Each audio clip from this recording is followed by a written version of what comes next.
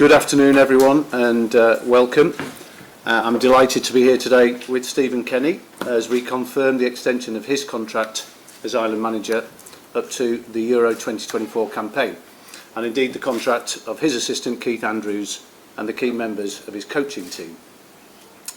This contract extension has been fully endorsed by the board of the Football Association of Ireland, and like them, I'm excited by the prospect of the journey our team and Stephen will continue to take together over the next 2 years. I do firmly believe that this is really important that we continue to have an Irishman at the very top of our Irish coaching system, something I believe is really important for the Irish football community and indeed the wider Irish public to see and hopefully to celebrate. As you all know, Stephen has come from a grassroots background at Belvedere and onto the League of Ireland before managing our under-21s and now our seniors. So Stephen has come from the very core of Irish football and is now, with Vera Pauw, the standard bearer for Irish coaching as he drives his team and our game forward for our players, coaches, volunteers and fans alike. The vision statement in our recently announced strategy document is to use football to inspire the nation and connect communities. And I think Stephen and the team can and will do both. So we look forward to our first game of the new international season against Belgium in our centenary match on March the 26th. And I and the board wish Stephen and his players and staff all the very best of luck and success moving forward. Thank you. Thank you, Jonathan. Dave Kelly from RTA, please. Dave. Stephen, first of all, congratulations. Did you always feel this day would come? Certainly, listen, we finished the season strongly and, obviously when the Nations League draw was interesting, of course, Ukraine and Scotland and Armenia. And, it's a huge privilege to manage Ireland in the Nations League and for the European Championships, for the qualifiers over the next couple of years. And so we've rebuilt the team over the last while. I think we've seen that, and the support have really connected with the players. I think it's been a radical change, really. We've brought through 15 players to our own system, over the last year or so, which is quite a radical shift. And players that have come through the underage system, right throughout the clubs throughout Ireland, into the international teams, and right into the senior international team. The supporters are identifying with the players. The team is playing in a style that people can really get excited by and relate to, and look forward to going to games. We know we still have a lot of improving to do, and we want to continue to improve, and we've big tests ahead. Obviously, the world #1 team coming, in a few weeks, Belgium and Lithuania, and then of course Ukraine, who were quarterfinal recently in the World Cup, and also Scotland, of course, who've been flying. But obviously, just from a personal point of view, it's clearly a huge vote of confidence in you. I think, I appreciate all the support I get from everybody, and I have a brilliant team, background team. I think Keith Andrews, the assistant manager, we've been together now since the under-21 team, and he's been absolutely terrific. And all of the background team, Dean Kiley, all of the background team, and I think and I've had great support from within the FAI as well, and from all the Irish support, who home and away have really been giving the players a tremendous lift. Thanks, Dave. Stephen, congratulations. I suppose just to elaborate on what Dave was saying, I suppose there's a lot of noise last year about your future, good and bad. What does this do for you now in terms of you can just concentrate on football? Yeah, no, it's a territory, like I understand that and accept it, like that there is criticism, and that's part of international management, and it hasn't been straightforward, of course. We've had to come through a difficult period, and I think I think it's great that we can really focus on, it's very clear now, just focus on getting the team ready for the friendlies and for the Nations League, and because we've rebuilt the team, so we're not looking to overly experiment anymore. Now we know what we have now, and we've completely. There's a great connection between the experienced players in the squad, who are brilliant professionals, brilliant role models for the younger players who've come in, and there is a great sort of spirit in the squad. You feel that over the last 10 games particularly, and over the last campaign really at times. I know we've played better in some matches than others, but you can feel it growing, and I feel we're going to get better again. And just on that, concentrating on football, I suppose, is one part of the jigsaw still missing. Are you any closer to having a replacement for Anthony Barry? How's that going? Listen, it's quite possible we could have another coach in before the Belgian game, but we'll deal with that in due course. Gavin. Stephen, congratulations. Thank you, Gavin. Thank you. What success for you under this contract? Yeah, no, I think the ambition is obviously to go to Germany and qualify for the European Championships. That's I realise that's the big ambition, the big dream. I think to go back to where Ireland started in the European Championships, first ever European Championships. We want to go back to Germany, if it's back to Stuttgart or wherever it is. All right, that's the big dream for Ireland to qualify for the European Championships, and no stone will be left unturned in attempting to do that. And we have to try and achieve that, and do everything we can to try and get there. Now with this team, who all at different stages of their career, with players who maybe it's their last opportunity to get to the European Championships, and some who have their whole careers ahead of them, who want to make their mark in international football. So that's the big ambition, to qualify for the European Championships. Who are you looking at to replace Anthony Barry? I've no real update on that at the moment. There was a suggestion that you might have held on to him at the contract review process.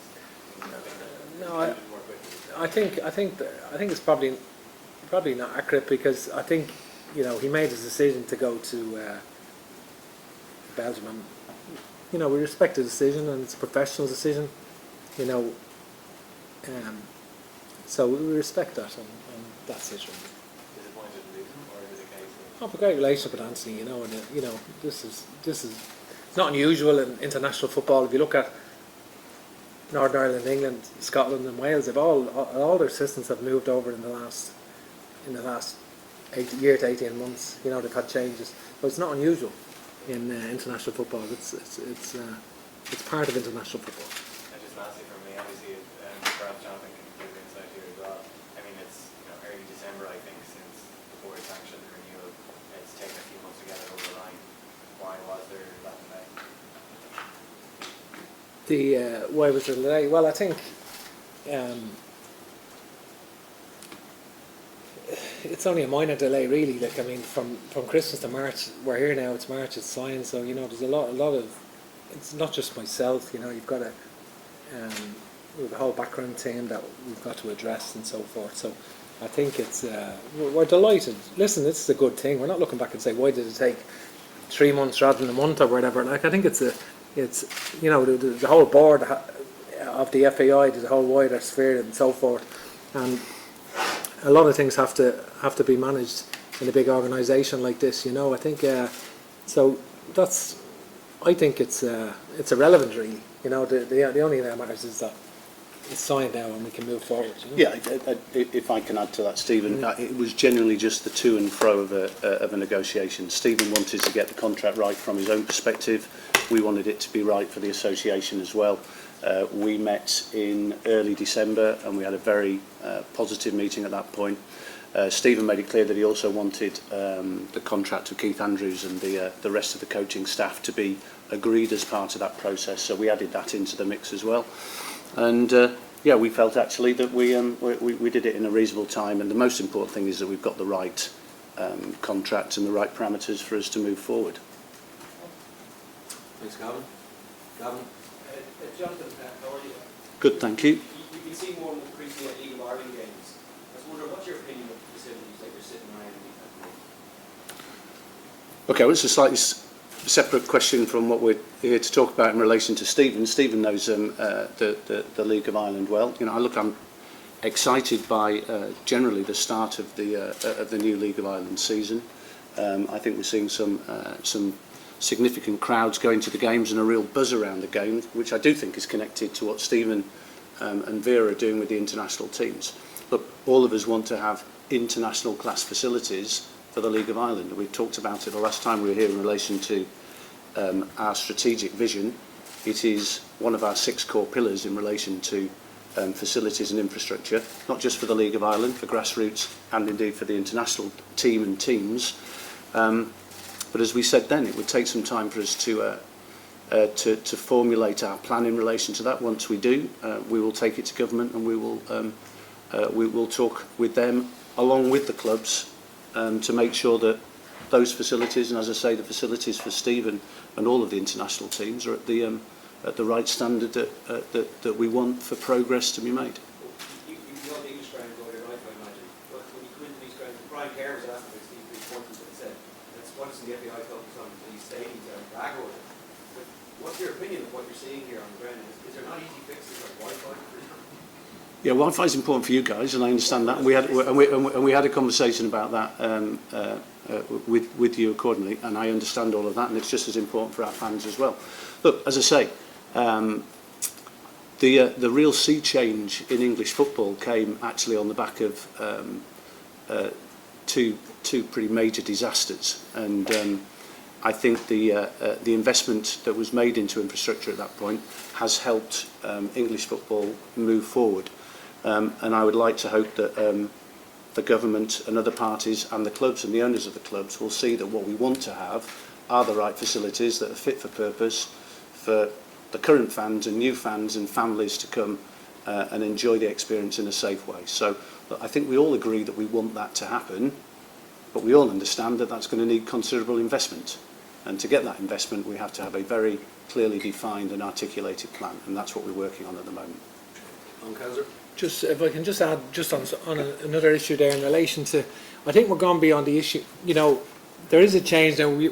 There is no League of Ireland fans and non-League of Ireland fans. I think what we have now in Ireland starting to emerge is just football fans. You know, players or people who love the game, and that's at all levels. And people can follow teams passionately in Ireland and simultaneously in other countries if they want to do that, and that's not an issue. And we're seeing that grassroots, people from grassroots and the League of Ireland, we're seeing that with 18,000 tickets been sold in for the games and season tickets, you know, and hopefully even more, and hopefully that we can get as many sellouts as we can throughout the year.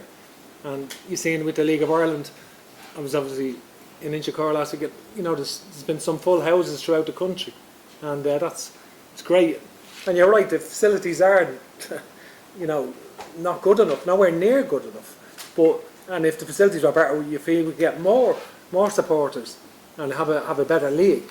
You know, because it's all linked to finance and having better crowds and then better, you know, keeping the best players. That's all part of it. Yeah. Well, just to add.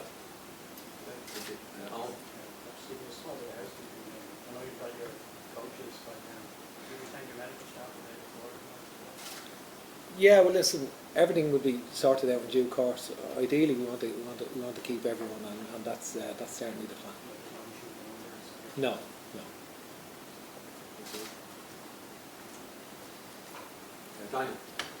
Jonathan, can I just ask, in the context of the hunt for a new sponsor, which is obviously a sort of recurring topic, how important is certainty in terms of the senior management team? Does that help in terms of sort of clarity, in terms of the road ahead?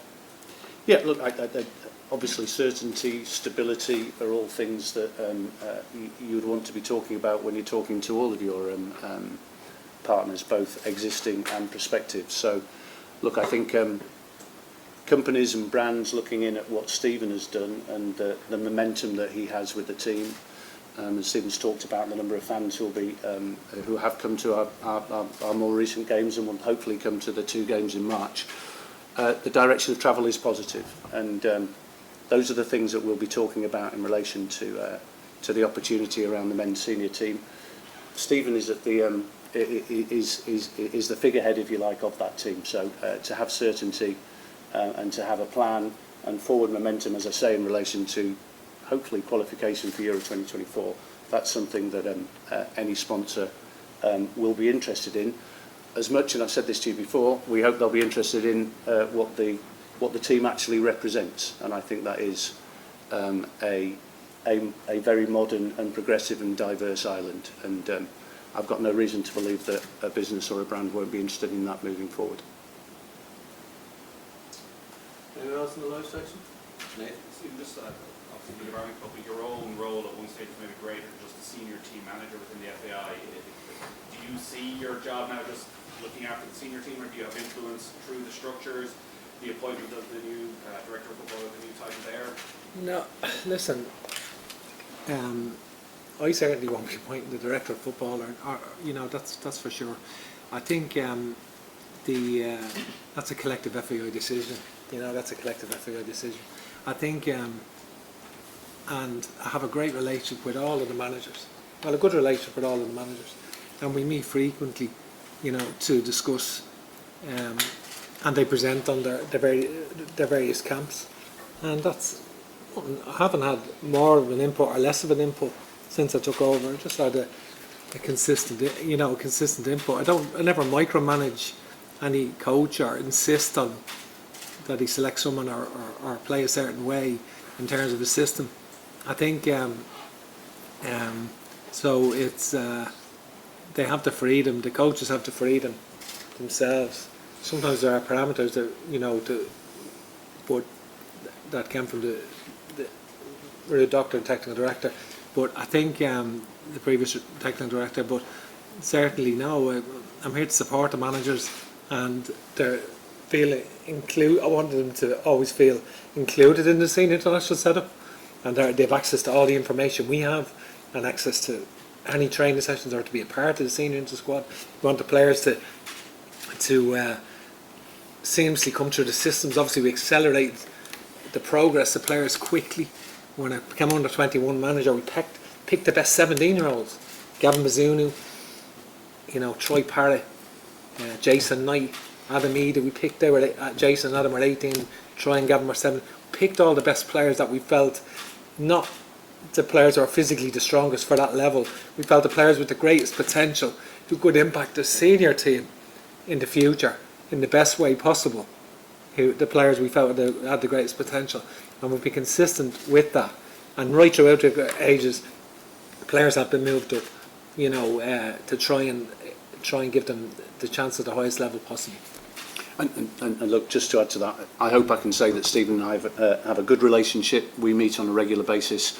I don't think there's any topic that we wouldn't have a conversation about and talk through, and I value Stephen's opinion as much as I value the opinion of all of the other international managers, and I sit in that meeting as well.